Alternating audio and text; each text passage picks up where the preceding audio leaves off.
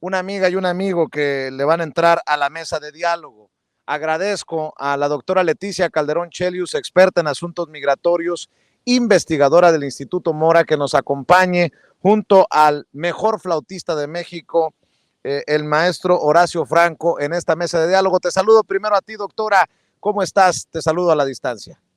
Muy buenas tardes, buenas nochecitas ya, Vicente, pues bien, contenta de verte y bueno, pero acompañando también la transmisión que están dando. Gracias siempre.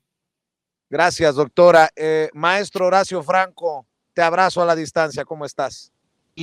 Querida Leti, qué gusto, en verdad qué honor compartir esta mesa con esta mujer maravillosa y contigo, qué trabajo de campo están haciendo ustedes, muy bien, de ver, se sacan un 10.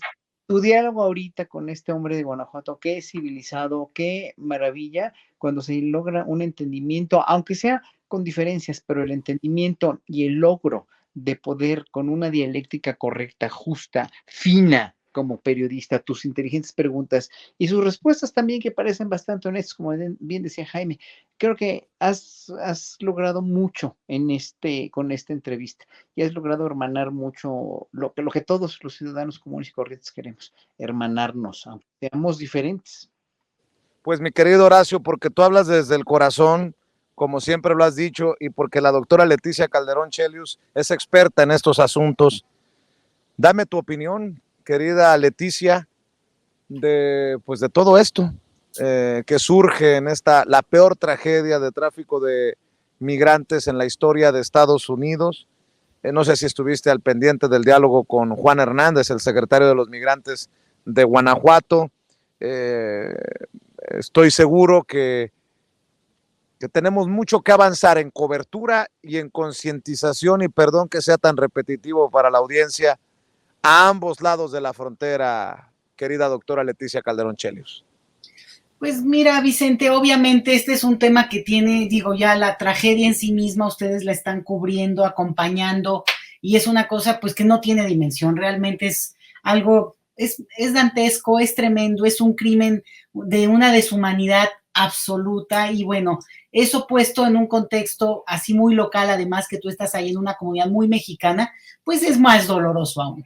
Sin embargo, sí me gustaría ponerlo en un contexto más amplio, porque mira, justo hace un par de días hubo una tragedia también del lado español, ¿no? Del lado de la frontera con África, vamos a decir la puerta de entrada a Europa, y yo me puse a revisar la cantidad de sucesos como este que han ocurrido en accidentes, sea de nuestro lado, que muchas veces en contenedores, en trailers, también en Europa que trasladan personas, o lo que tenemos en el mar, que esa es una cosa de lo que la gente ya se acostumbra y tal vez acá lo vemos con muchísima distancia, pero son personas abandonadas a mitad del mar que les pasa, digo, mucho de lo que vimos en esta tragedia. Entonces, creo que lo que estamos viendo es la crisis más macabra del sistema migratorio contemporáneo, Vicente. Y realmente es donde hay como una desconexión en términos de un avance muy importante de las leyes que no tienen que ver nada con la práctica, no tienen que ver nada con lo que la gente experimenta en todos los niveles, porque realmente si lo que tú ves es una cuestión donde, ¿por qué la gente se aventura? ¿Por qué la gente se atreve a irse de esta manera? En primer lugar, y oyendo muchos testimonios, y quienes nos escuchan también lo saben, bueno, porque al final de cuentas este es un episodio tremendo, pero porque cada día están cruzando uno, dos o no sé cuántos trailers o cuántos tipos de maneras de cruzar. O sea, esta ha sido parte de la experiencia de un país como Estados Unidos y también de México, donde ha transitado, y digo México sobre todo porque es el último eslabón territorial antes de llegar a Estados Unidos para toda América Latina, principalmente Centroamérica y nuestro propio país. Entonces, lo que yo veo aquí, Vicente, es que ya no podemos quedarnos en la cuestión de la coyuntura, de una tragedia que es tremenda, sino verlo más panorámico y tratar de empezar a exigir desde esa óptica. Porque acuérdense que a finales del año que hubo otra tragedia terrible de un accidente ahí por un choque, y si no, no se hubiera sabido, pero un choque donde murieron también muchas personas en Chiapas que iban rumbo a Estados Unidos. La mayoría en ese caso eran centroamericanos. Tremendo el episodio de una movilización inmediata que incluso surgió un grupo de acción inmediata que convocó a los presidentes, convocó a los funcionarios, el que siempre está ahí en todo, bueno, el embajador estadounidense metido ahí también en la reunión, bueno, pues como una autoridad daría fe y además está firmando. ¿Y qué es lo que tenemos? Que no sabemos ni qué pasó con esa acción, qué resultó y qué consecuencias en términos de acuerdo se dieron. Y te lo digo yo, que acompaño estos temas de migración. O sea, imagínate si yo no me entero, aunque le rasque y le busque. Entonces, yo sí creo que hay un poco, no sé, una actitud que dejó mucho los temas de migración para un área que la está llevando en el caso de México, pero que no nos deja acompañar, Vicente, no ayuda. Y esta tragedia lo que hace es que lo demuestra. Tú ahorita que hablabas también con Juan, me parece que es súper interesante y súper importante destacar varias cosas. Digo, no me puedo extender y me quiero extender tanto, pero híjole, de verdad que este es un tema que pues me da de verdad mucha pena, mucha tristeza, porque al final de cuentas el dolor de las personas, cada uno lo podemos entender, ¿no? Es tremendo. Pero lo que quería decir que tiene que ver con, al final de cuentas, es esta situación en la que tenemos, por un lado, un cierre, unas leyes, ¿no? Que ahora que hablaban de que el MPP que se va a modificar, vamos a esperar a ver bien cómo se da, ¿eh? Ojo con eso, Vicente, también está pendiente el título 42, una serie de restricciones y que posiblemente, eso no depende de Biden, eso depende de un escenario más en el Congreso, pero francamente, si hubiera una coyuntura que llegara a favorecer a los demócratas, mínimo que ya resuelvan el tema de la gente que está en limbo migratorio hace tantos años en ese país y que les ha servido tanto y que al final de cuentas ahí se van a quedar. Entonces, como que por lo menos poder verlo como por partes, porque al final de cuentas lo que tenemos es que metemos en un solo saco todo el tema migratorio. Entonces, el gobierno de México no puede empujar, no puede insistir, no puede presionar, puede mencionar, pero ojalá por lo menos Dreamers, DAPAS y todo este tema que tiene que ver con quienes están allá a la espera de hace tanto pudiera avanzar. Eso depende de los políticos en Estados Unidos. Y del lado mexicano, agárrate que yo puedo estar aquí 3 horas, no lo hago, por respeto también a mi querido Horacio Franco y que te agradezco que me dejaras tomar el micrófono tanto, Vicente. No, hombre, doctora, vaya preparándose, tenemos que hacer un programa sobre los diputados migrantes. Los diputados migrantes que llegaron a la Cámara de Diputados en México por estos migrantes y no los veo por ningún lado, ni los del PAN, ni a los del PRI, ni a los del Movimiento Ciudadano, ni a los de Morena, ni a los del PT, ni a los de ningún partido los he visto por acá, los diputados migrantes brillando por su ausencia. Mi querido Horacio Franco, hablo de una necesidad de cobertura, porque esto es lo que tenemos que contar, este dolor por las muertes de los migrantes es lo que tenemos que contar sobre los migrantes, que es parte de una tragedia así, pero el dolor va acompañado del migrar. La gente no está muchas veces acá por gusto, está por necesidad, huyendo o de la pobreza o de la violencia, y pues no podemos quedarnos. El presidente ha hecho, creo, un cambio muy importante en el discurso de hablar de héroes y heroínas que envían más de 40,000 o 50,000 dólares de remesas, pero más allá de las remesas, más allá de los números, más allá del dinero, está el drama humano, y este es el que tenemos que retratar, y si nosotros ponemos un pequeño granito, pues esa será nuestra aportación, como siempre lo he dicho, a esta cuarta transformación, mi querido Horacio. Mira, yo estoy totalmente de acuerdo con lo que estás diciendo y con lo que la doctora Chelius dijo también, pero yo quiero entrelazar esto de lo que estamos hablando y ahí el punto, el meollo, sobre lo que refirió hoy el presidente como el nazismo latente. Todos estos sucesos que han propiciado, que han orillado todas estas tragedias, tanto la humanitaria a largo plazo, como estas cosas a corto plazo que han sido verdaderamente nefastas, como la de España con Marruecos, la frontera de España y Marruecos, y lo que pasó anteayer en Texas, todo es culpa, en realidad, o sea, sí, por la falta de oportunidades, por la falta de trabajo, porque la gente se quiere quedar en sus lugares, pero ha habido en realidad con los gobiernos anteriores un cierto, en realidad sí, y en Europa lo sigue habiendo y también en Marruecos lo hay, en África, en todos lados hay, porque todos los gobiernos llevan una parte fascista o una parte nazi o una parte pinochetista, como la quieran llamar, o sea, a mí no me importa cómo, pero es una, cómo se llame, pero es una cuestión de considerar a ciudadanos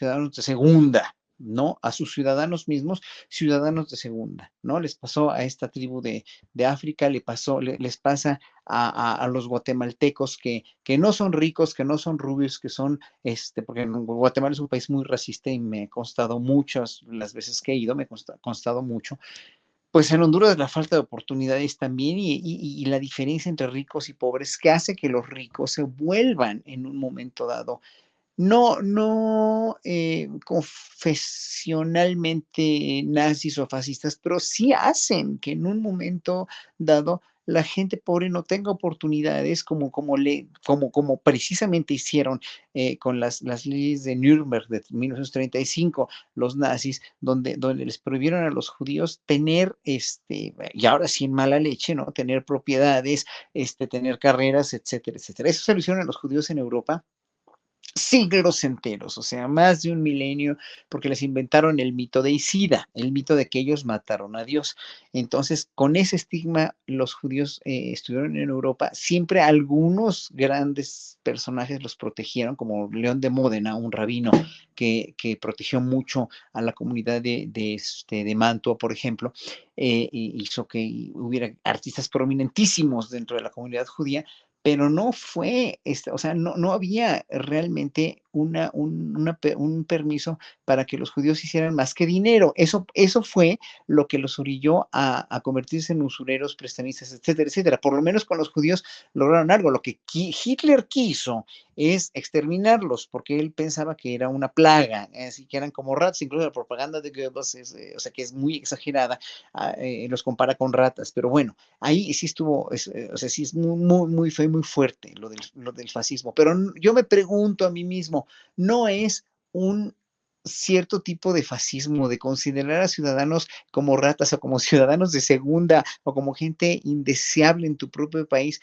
a gente que no le das oportunidades de trabajo porque todo te lo estás robando, porque todo te lo estás agenciando tú, porque con todo estás haciendo negocio, incluso con lo que no es tuyo, como las tierras de los campesinos o de los ejidatarios o como las tierras mismas mineras de este país? O sea, no es eso un tipo de fascismo para con la gente de a pie, o sea, y todo eso vestido de democracia, porque todo el fascismo finalmente acaba, como no tiene excusa humanitaria que lo sustente, que lo respalde, se van precisamente a las dictaduras blandas o a las dictaduras como la que teníamos aquí en México, la dicta blanda, no la dictadura, o como las dictaduras más duras como la de Hitler o Pinochet. Finalmente tú estás estigmatizando a un grupo de gente que consideras inferior porque así lo consideraban y así lo sigue considerando la gente que no está en la sintonía con lo que debe pasar en este país, con la cuestión de la repartición igualitaria de la riqueza, y entonces hace precisamente un cierto tipo de fascismo de nación, como le quieran llamar ustedes, no importa el nombre, pero es un demonio que los seres humanos llevan o llevamos adentro cuando no entendemos que en este mundo no hay ciudadanos de primera y ciudadanos de segunda, y no tienes por qué pagar los platos rotos de tus robos y de tu inmoralidad de despojar a un pueblo, de despojar a una nación por hacer negocio, como muchos presidentes y gobernantes de Sudamérica y de África también, por eso se han visto. Además, África con el saqueo enorme que tuvieron de Europa, que los dejaron con una mano adelante y otra atrás, pero pues aquí también los gringos y los canadienses y los europeos nos han dejado con una mano adelante y otra atrás, y los gobernantes anteriores que no entendieron esto, que fueron unos ineptos mediocres y rateros corruptos, pues obviamente todos se llevaron, nos despojaron, y hoy por hoy, pues mexicanos se siguen yendo allá en las condiciones más infrahumanas, pero Eso quería yo entrelazar, mi querido Vicente, las prácticas fascistas, nazis, o como le quieras llamar, como le quieren ustedes llamar, y el público también. Espero que me comenten aquí en el chat si están de acuerdo, estoy contestando los mensajes también, porque yo creo que es un demonio que llevamos dentro y por lo que la gente migra y se tiene que ir, y tiene que sufrir estas cosas tan desagradables como las que están sufriendo. Estamos escuchando lo mismo, cánticos religiosos por la Virgen de Guadalupe en esta zona. Allá pueden ver la comunidad católica hispana. Vemos al fondo también al arzobispo Gustavo García Siller. Han salido de esta misa interreligiosa y de diferentes culturas que acaba de realizarse aquí al interior de la Catedral de San Antonio. Por eso estamos aquí en memoria a las víctimas de la peor tragedia del tráfico de migrantes en Estados Unidos. Déjenme también poner algunos otros temas sobre la mesa, en esta mesa de diálogo con la doctora Leticia Calderón Chelius y el querido Horacio Franco. Muchas personas salen huyendo de México o han salido huyendo de México por el tema de la seguridad. Hoy se cumplen 3 años de la formación de la Guardia Nacional y creo que está para el debate qué tanto ha funcionado, qué tanto no ha funcionado, pero definitivamente la estrategia de seguridad del presidente Andrés Manuel López Obrador también en el escrutinio y en el ojo, aunque se convierte en tema de golpeteo político constantemente por esta oposición que no propone seriamente, pero que sí critica lo que tal vez no vio en otros gobiernos, con esa misma pasión. Nótese mi sarcasmo, doctora Leticia Calderón Chelius. Sí, Vicente, es tema delicado el tema de la Guardia Nacional. Mira, yo creo que ahí sí que por secciones, por áreas en el país, porque yo creo que, digo, los números son contundentes en algunos casos. En la Ciudad de México nos lo han mostrado, cómo ha habido una reducción en ciertos crímenes que se celebra. Esperemos que pueda darse en una cuestión más generalizada, porque realmente eso ayuda mucho. Y acuérdate que aquí hay una cosa que es central, y es que un crimen, sobre todo estos crímenes que tienen un gran impacto, generan una percepción de miedo, y la percepción también se vuelve realidad. Entonces, aquí es cuando, si tú bajas esa percepción de miedo, también genera un clima en el cual, bueno, se acompaña de una actitud distinta hasta para ir caminando por la vida. El problema es que esto no es generalizable a todas las partes del país.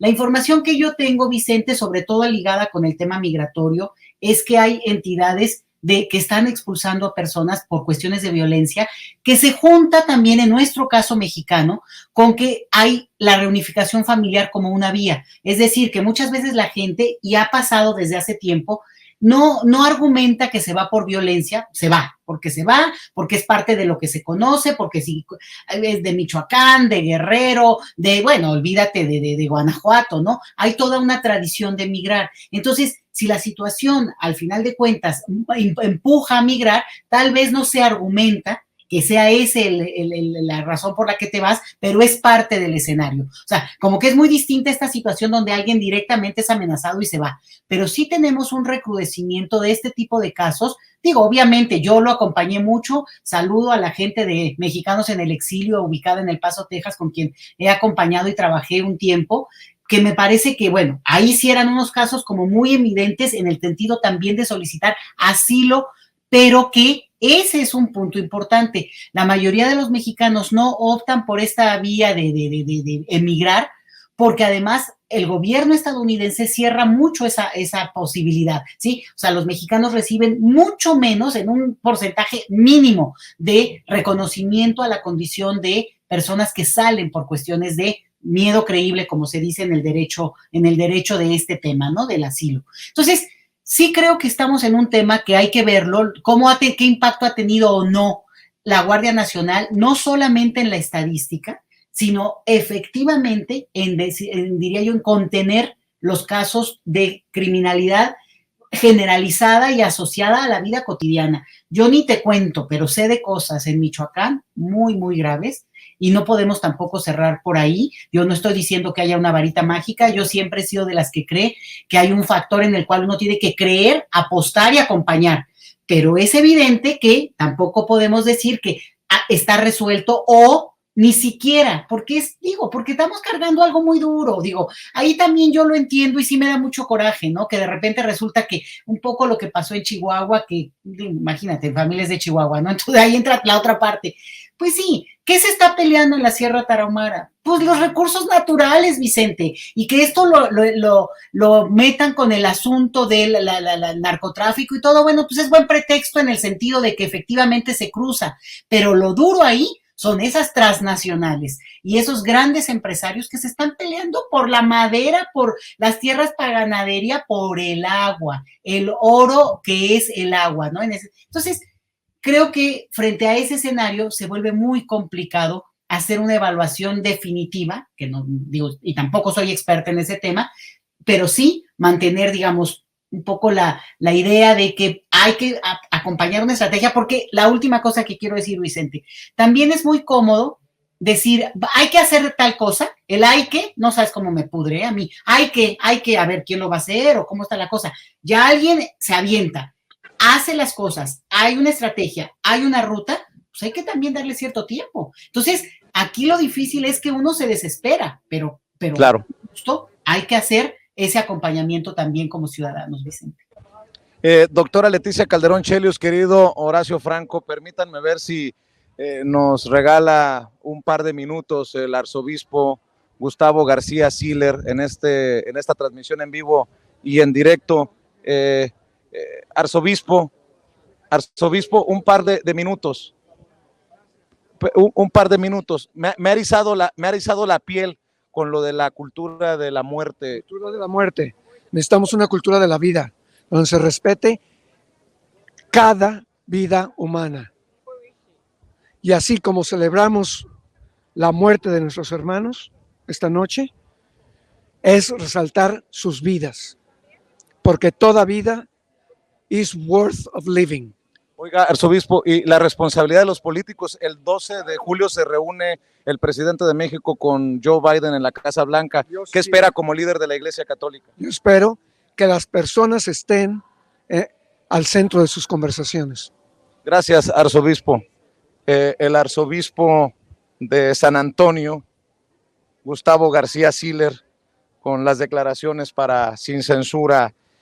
Querido Horacio, el arzobispo ha dicho que estamos alimentando una cultura de la muerte en esta sociedad en la que es más importante el pago, en este caso por buscar una vida mejor que la vida misma.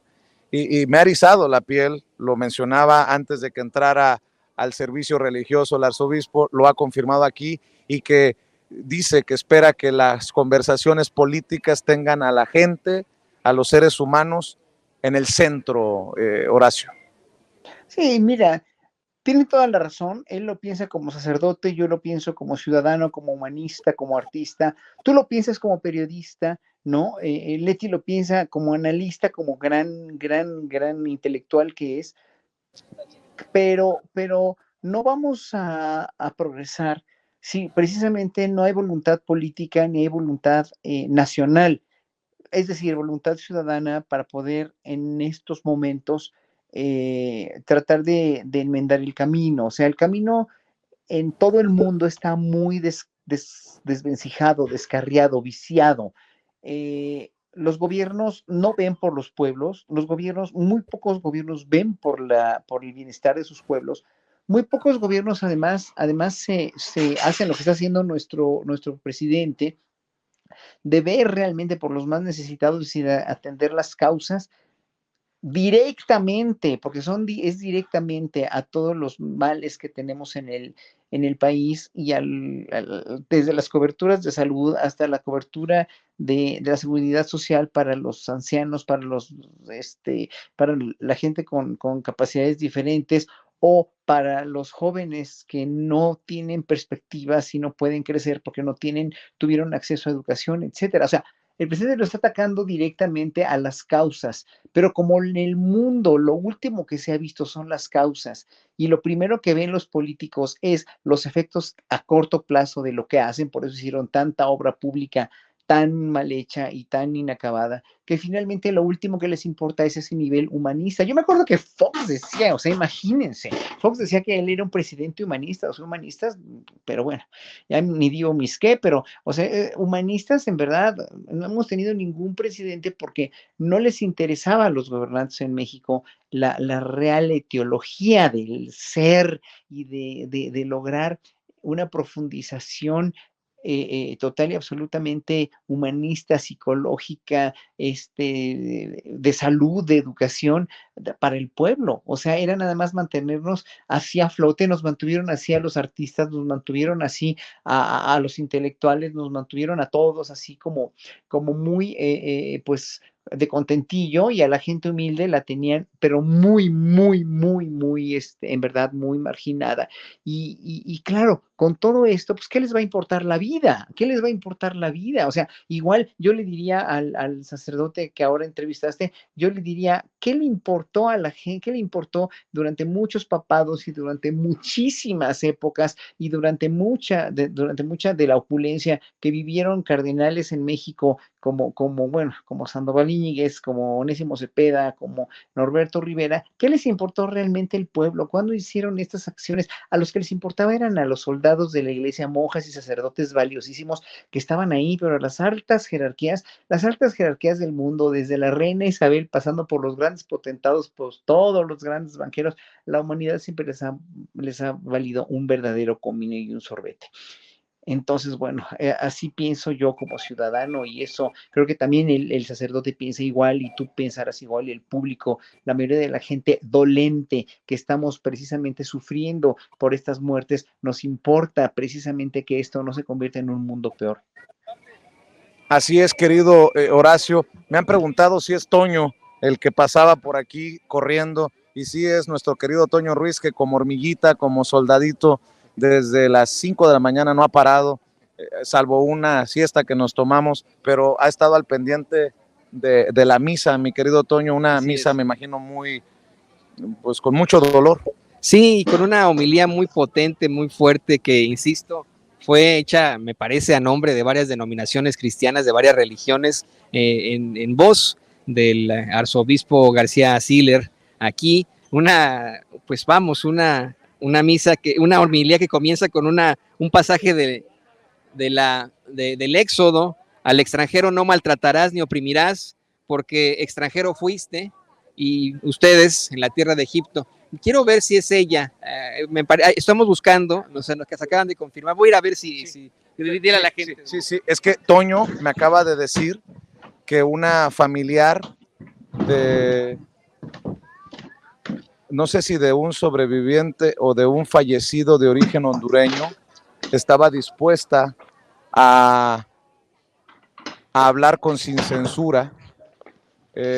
Y disculpen, mi querida doctora, discúlpame, Horacio, pero es parte precisamente de estos gajes del oficio, en una cobertura en vivo y en directo. Querido ¿no? Vicente, Vicente, rápidamente, yo te quiero decir que me tengo que ir porque tengo un ensayo que empieza muy tarde, lo lamento, pero pues sí te dejo hacer tu trabajo de investigación y de campo, que es maravilloso, y me despido así intempestivamente porque si no, no llego. Te agradezco. Nada más cierra con tus redes, querido Horacio. Sí, querido. ¿Cómo no? Es Horacio Franco, flautista en Facebook e Instagram, y Horacio Franco en Twitter. Muchísimas gracias por esta oportunidad de dialogar contigo, con el público y con la doctora, la cual de veras admiro y quiero tanto. Gracias, querido Horacio, el maestro Horacio Franco, el mejor flautista de México. Y doctora, pues nos estamos literalmente haciendo pedazos. Somos Toño y su servidor, y estamos esperando precisamente que salga para que nos dé estas reacciones en exclusiva. Un familiar de alguien que falleció, Toño, o de sobreviviente. Es un familiar de un sobreviviente, me parece, por el momento. de origen hondureño. Muy bien. Pues la familiar o un familiar de uno de los sobrevivientes de origen hondureño que estaría dispuesta o dispuesto a hablar con nosotros. Doctora, pues hay tantos temas, ¿no? Hay tantas cosas. Usted me dice si cerramos con una reflexión sobre esto, que estamos, a lo que le estamos dando cobertura, si quiere poner sobre la mesa un diferente tema. Tú sabes, Leticia Calderón Chelius, que te respeto y que te admiro.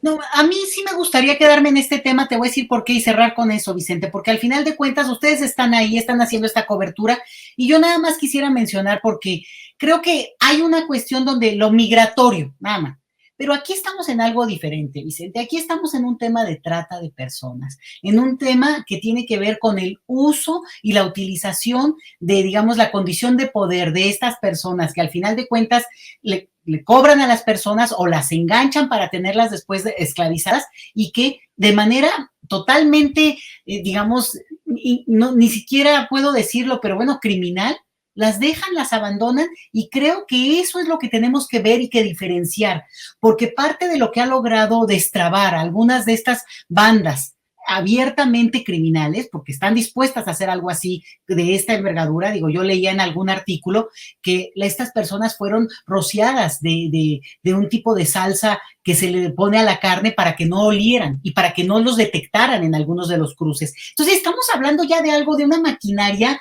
perversísima que nuestras autoridades que aquí no es lo nacional, Vicente, no es si la autoridad mexicana o la estadounidense o la guatemalteca o la hondureña, tienen que actuar en conjunto. Esto es crimen transnacional organizadísimo, es un negocio muy redituable y aquí las vidas de las personas se vuelven una mercancía. Entonces, sí creo que hay que como que separarlo, ponerlo en ese lugar, porque al final de cuentas sí, se ha dado mucho tiempo, es una forma en que las personas buscan ayuda para poder cruzar, pero esto que ya se ha vuelto de tal nivel de criminalidad, tenemos que denunciarlo, tenemos que, digamos, que sirva, digamos, el sacrificio que ha significado la vida de estas personas para que sea un tema que pudiera modificar la situación.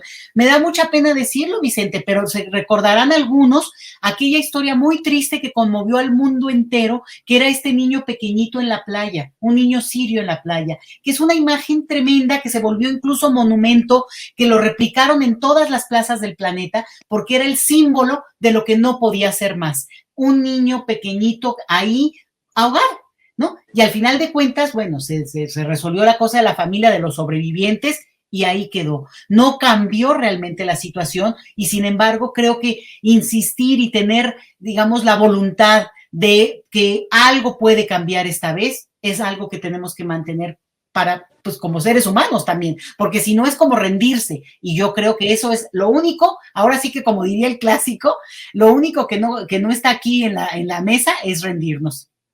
Así es. Oiga, doctora, por no dejar, ¿cómo ve a Lili Téllez defendiendo a Carlos Alarraqui? Dice, a Alarraqui le llama Hitler y a el Chapo Guzmán le dice señor. Vaya cosas que estamos viendo desde la politiquería de personajes como Lili Téllez, querida doctora Leticia Calderón Chelius. Sí, pues mira, es que son un perfil muy raro de señoras. Esta señora Lili Téllez, bueno, es que siempre que cuando me la topo como que es con algo así. Nunca le he oído una declaración, pues, de política neutral, si tú quieres, o sea, nunca, o algo que pueda argumentar, nunca. Y la otra es la señora esta Sandra Cuevas, que también hoy es una declaración que, Vicente, qué bueno que me permites decirlo, pero hay que cerrar filas. Esta gente, ahí sí que CONAPRED, ¿dónde está? Pero esta gente que además tiene... Racistas, eso es, mi querida doctora. Totalmente, Vicente, porque al final además levantan todo un clima xenofóbico que no nos podemos permitir en este país, no podemos darle pie a ese tipo de declaraciones. Esta mujer igualmente declaró que no, bueno, que aquí había un contubernio del gobierno mexicano, que venían extranjeros, que las caravanas eran eso, que vienen y que entonces los afilian a Morena para que voten por Morena. A ver, primero en este país es más, ya tú sabes muy bien que yo trabajo ese tema, el tema del voto el derecho de los mexicanos a votar desde el extranjero, pero también el derecho de las personas que radican en un país a poderse expresar más allá de su ciudadanía. Pero eso es un debate teórico, no está resuelto. Y que esta señora diga que pueden credencializarlos siendo extranjeros, no ciudadanos, bueno, el INE, Lorenzo Córdoba, hoy tendría que estar haciendo una declaración y diciendo, esa señora miente y por tanto vamos a denunciarla, porque así no se obtienen las credenciales para votar, a menos que el INE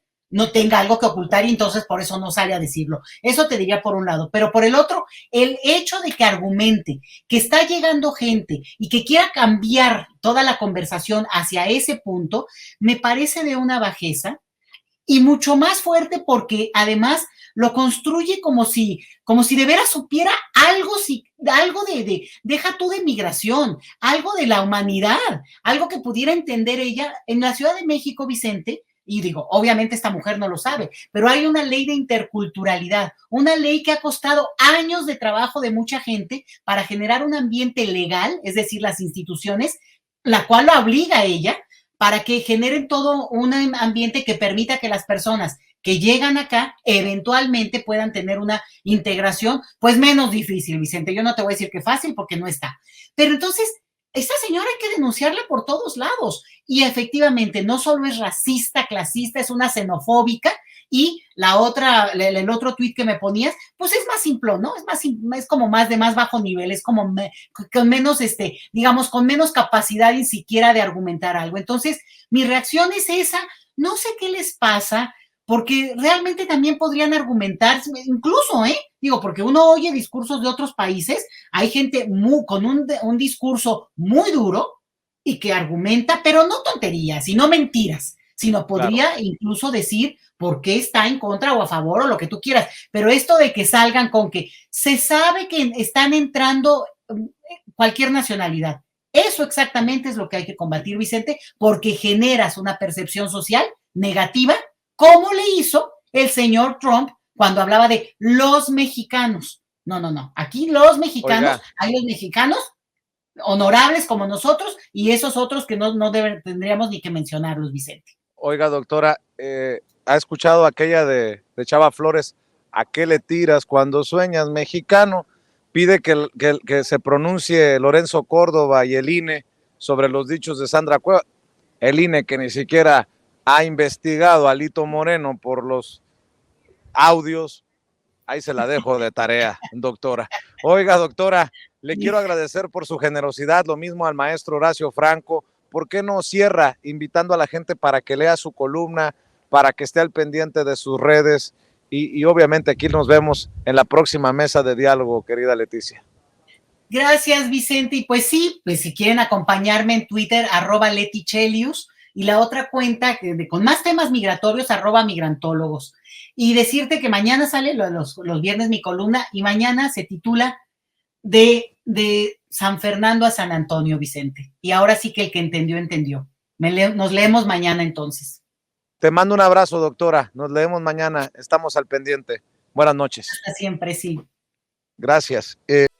Amigos, amigas, regresamos en breve. Pero mientras seguimos hablando sin pelos en la lengua, sin censura, usted puede suscribirse a nuestros 3 principales canales en YouTube. Sin Censura Media, en donde tenemos más de 1.600.000 suscriptores. Sin Censura TV, en donde tenemos más de 1 millón de suscriptores. Y en Sin Censura Presenta, en donde queremos llegar muy pronto a los 100,000 suscriptores. Si usted ya está inscrito en Sin Censura Media, suscríbase en Sin Censura TV. Si ya está suscrito en Sin Censura TV y Sin Censura Media, suscríbase a Sin Censura Presenta. Recuerde que es gratis, no tiene que sacar un solo centavo de su bolsillo para apoyarnos. Dele clic en la campanita para que los señores y señoras de YouTube envíen las notificaciones cuando estemos transmitiendo en vivo y en directo o estemos subiendo videos. También nos puede seguir en Twitter en @Vicente Serrano y hasta en Instagram. Ojo, también estamos en Instagram. Son nuestras redes sociales y con el apoyo de ustedes seguimos creciendo, porque con ustedes todo, sin ustedes nada.